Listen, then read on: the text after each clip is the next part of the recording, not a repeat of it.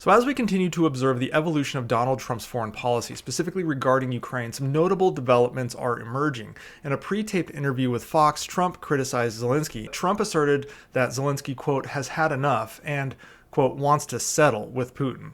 Trump went on to criticize Zelensky's initial response to Russia's aggression by stating, quote, first of all, he's fighting a much bigger entity, okay? Much bigger. When he was, talking so brave, Zelensky was fighting a much bigger entity, much bigger, much more powerful. He shouldn't have done that because we could have made a deal, and it would have been a deal that would have been a nothing deal, end quote. Trump further claimed, quote, I could have made that deal so easily, and Zelensky decided I want to fight, end quote. While statements like these follow Trump's campaign speech trends, other recent statements diverge from the direction many expected the Trump administration to take when addressing the Ukraine war.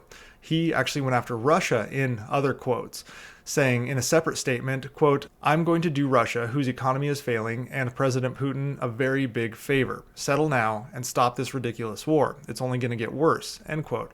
Trump also threatened more sanctions and tariffs, including secondary sanctions and tariffs on countries supporting Russia.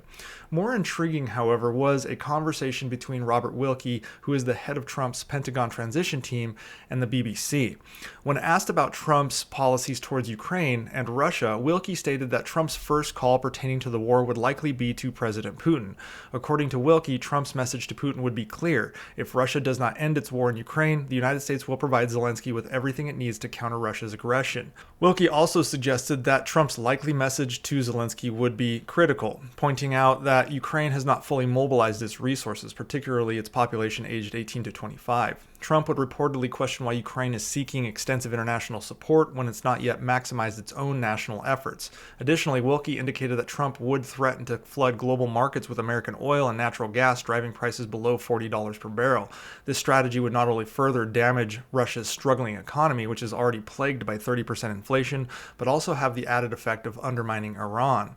Trump wrapped up the Ukraine portion of the Fox News interview, stating, quote, let's get this war, which would have never started if I were president, over with. We can do it the easy way or the hard way, and the easy way is always better. It's time to make a deal. No more lives should be lost, end quote. The president added a threat that if a deal was not reached soon, he would have no other choice but to put high levels of taxes, tariffs, and sanctions on anything being sold by Russia to the United States and various other participating countries.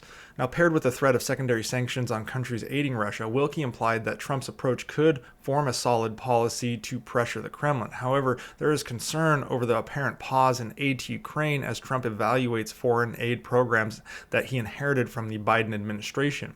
Maintaining consistent support for Ukraine during this period remains critical to avoid giving Russia an upper hand in the negotiations. The Kremlin's response to Trump's ultimatum was measured and cautious, which is a contrast to its previous reactions to Biden's statement, where the Kremlin always responded in a more inflammatory way.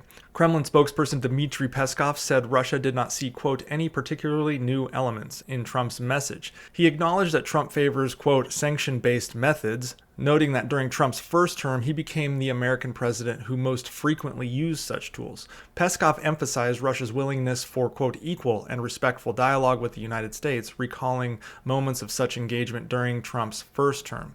Now, an interesting side note here, Russia frequently uses the term equal in discussions with the United States to project parity on the world stage. In reality, the United States nearly always has the advantage, as Russia's power doesn't compare to that of the United States, China, or even France for that matter.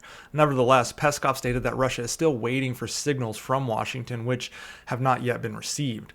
The Kremlin's official response was notably calmer than the outraged and aggressive reactions of Russian propagandists on their TV and online, who expressed their fury at what they saw as the audacity of the United States to even challenge Russia. This divergence suggests that harsher and more proactive measures to enforce peace could actually influence the Kremlin. Being tough on the Kremlin might actually work better than trying to have this escalation management system that the Biden administration used. Now, Polymarket currently shows a 65% chance of a ceasefire in Ukraine by the end of 2025. However, such a ceasefire would likely favor Russia, giving it time to reinforce positions it had taken from Ukraine.